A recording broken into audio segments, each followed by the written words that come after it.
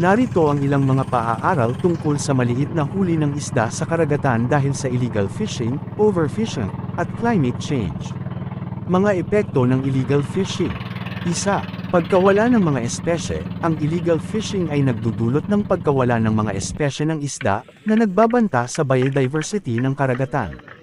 2. Pagkasira ng ekosistema. Ang illegal fishing ay nagdudulot ng pagkasira ng ekosistema ng karagatan na nagbabanta sa mga buhay ng mga hayop at halaman na nakadepende sa mga ito.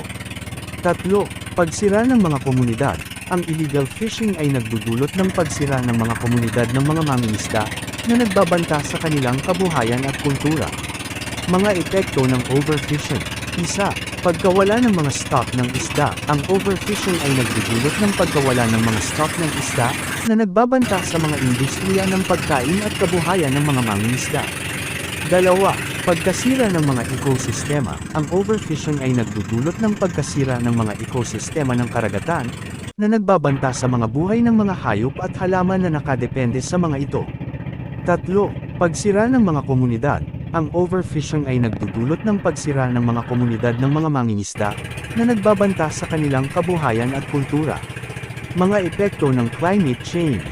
1. Pagbabago ng mga pattern ng pagkain. Ang climate change ay nagdudulot ng pagbabago ng mga pattern ng pagkain ng mga isda na nagbabanta sa mga industriya ng pagkain at kabuhayan ng mga mangingisda. 2.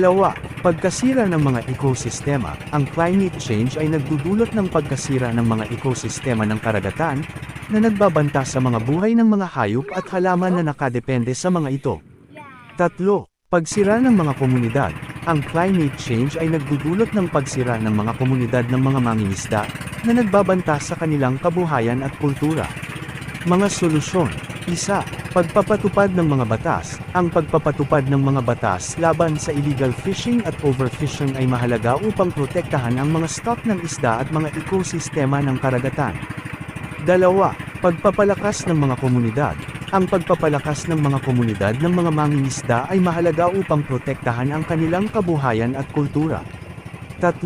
Pagpapalakas ng mga ekosistema. Ang pagpapalakas ng mga ekosistema ng karagatan ay mahalaga upang protektahan ang mga buhay ng mga hayop at halaman na nakadepende sa mga ito. 4. Pagpapalakas ng mga solusyon sa climate change. Ang pagpapalakas ng mga solusyon sa climate change ay mahalaga upang protektahan ang mga ekosistema ng karagatan at mga komunidad ng mga mangingisda.